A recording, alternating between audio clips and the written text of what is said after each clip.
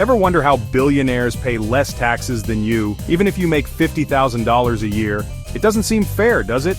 You bust your butt, work your 9 to 5, and the government takes a nice chunk of your hard-earned cash. But these billionaires, these guys making millions or even billions, they seem to be playing by a different set of rules. It's a playbook, a system that you've never been taught, a system that's been designed to benefit the wealthy, and it's 100% legal. Today, I'm going to pull back the curtain and show you exactly how the rich legally pay $0 in taxes. And more importantly, how you can start using these same strategies to keep more of your own money. Let's talk about Elon Musk for a second. The guy's a genius, founded Tesla, SpaceX, changed the world. But here's the thing, he's famously said he pays very little in taxes. How? He understands a fundamental principle that most of us don't borrow, don't sell. See, when you need cash, you probably sell your assets, maybe some stock, maybe you downsize your house. But when billionaires need money, they don't sell their assets, they use them like giant tax-free ATMs. They take out loans, massive loans, using their assets as collateral. Think about it, Elon Musk's wealth is largely tied to Tesla stock, right? So instead of selling those shares, triggering a huge capital gains tax bill, he borrows against them. He gets the cash he needs without ever actually selling a single share. And since it's a loan, it's not taxed. Got a brokerage account? You can usually borrow against your investments.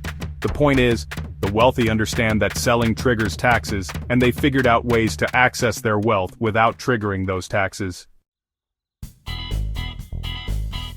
Alright, let's talk real estate. One of the biggest tax advantages the wealthy have is something called depreciation. Now I know what you're thinking.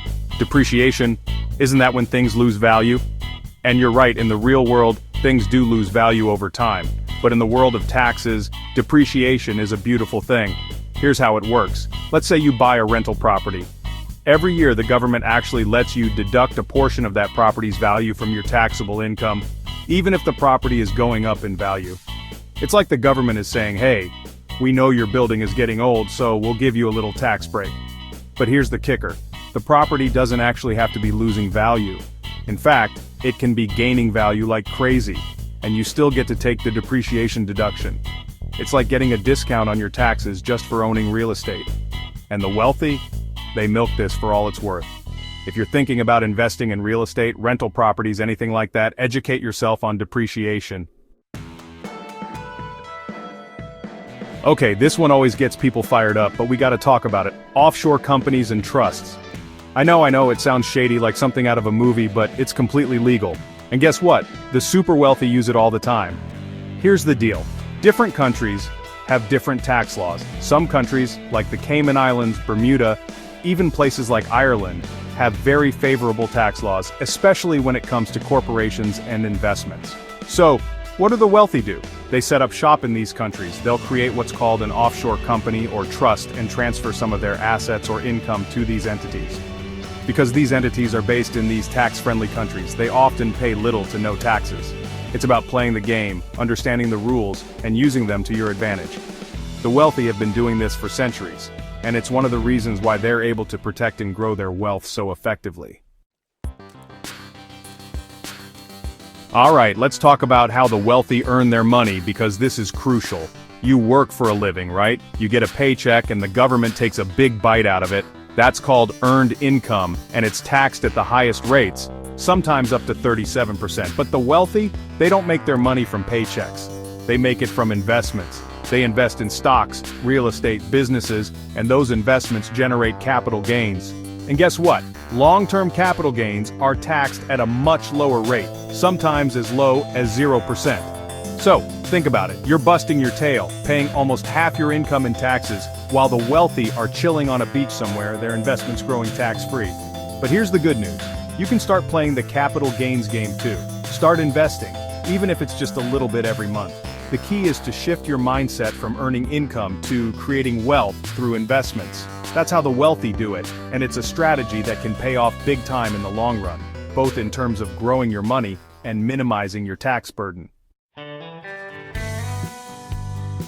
Alright, last but not least, let's talk about one of the most powerful tax strategies for real estate investors, the 1031 exchange. This one's a bit complex, but stick with me because it's a game changer.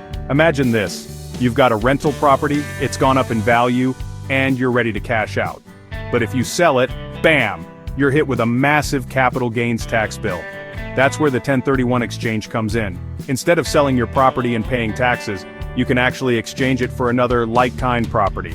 This defers your capital gains taxes indefinitely. You're essentially rolling your profits from one investment into another without ever having to pay taxes on them. And the best part? You can keep doing this over and over again.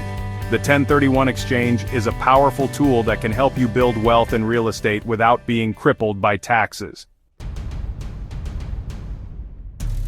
Look, I get it. Talking about taxes isn't exactly a party trick, but this isn't about being greedy, it's about being smart. It's about taking control of your financial future and not letting the government take more than its fair share. The rich have been playing this game for years, and it's time for you to get in on the action. They understand the rules of the game and use them to their advantage. Start by educating yourself, talking to a financial advisor, and exploring the strategies we've discussed today. The path to financial freedom starts with taking control of your money, and that includes minimizing your tax burden.